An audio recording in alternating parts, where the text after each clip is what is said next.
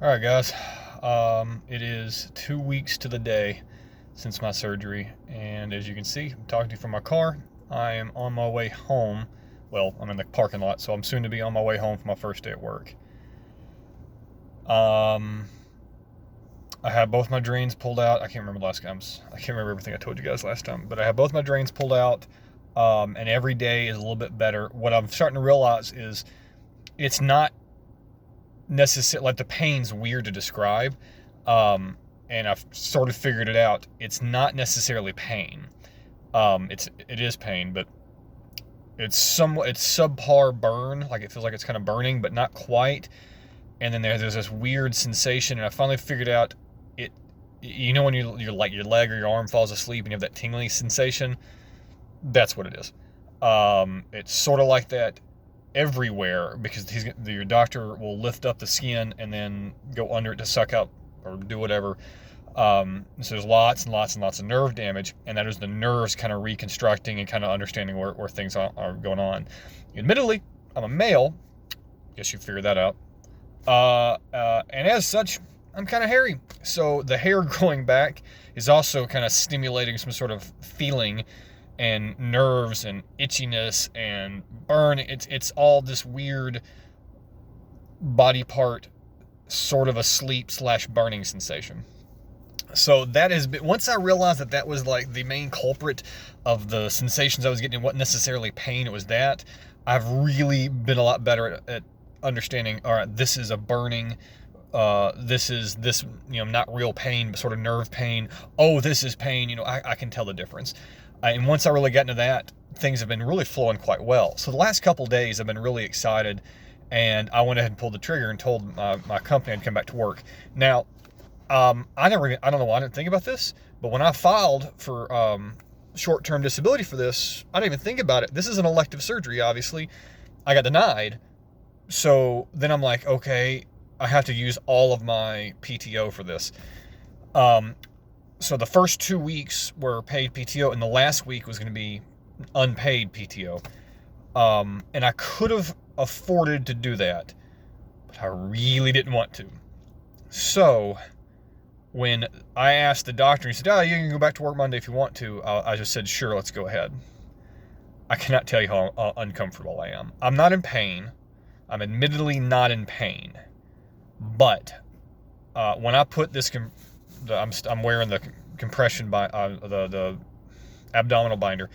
When I put this sucker on this morning, it was snug but comfortable, and it's getting to the point now where I can tell that I'm starting to get like subnauseous, just a little queasy.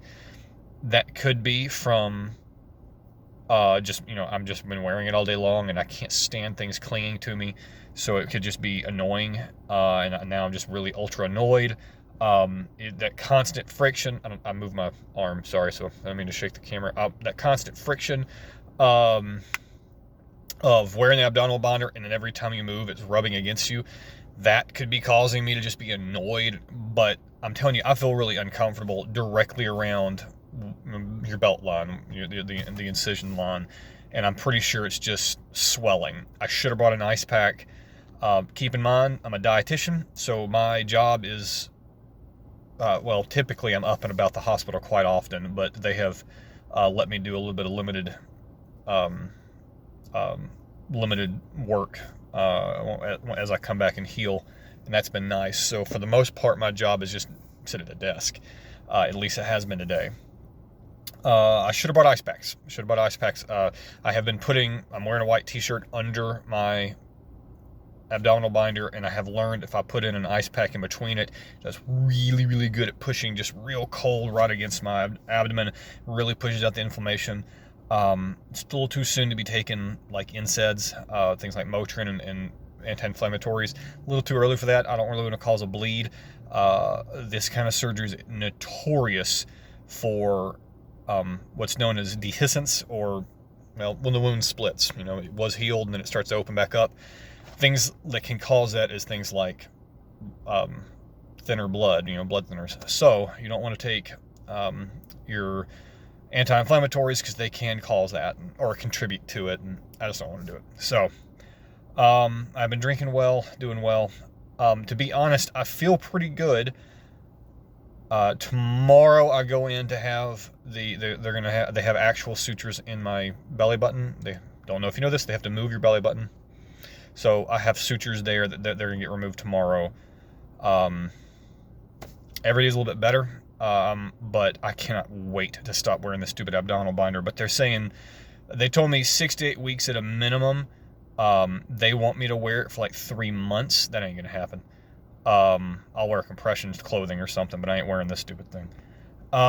This 3 months is what they recommend, and they said some of their patients wear this for a year.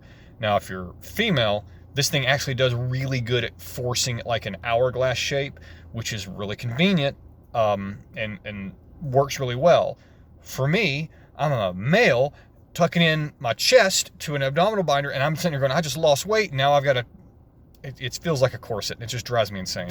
I've ranted about this enough, so I'm not gonna keep up that one. But all in all, right now, inflammation is by far my biggest problem.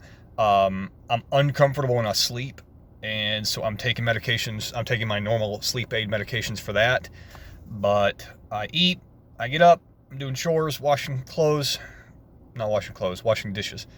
I go pick up my daughter from daycare, and I got my 2 boys that I brought to baseball. I'm not comfortable, but I'm not hurting. Take what you can get. Hope you guys are doing well.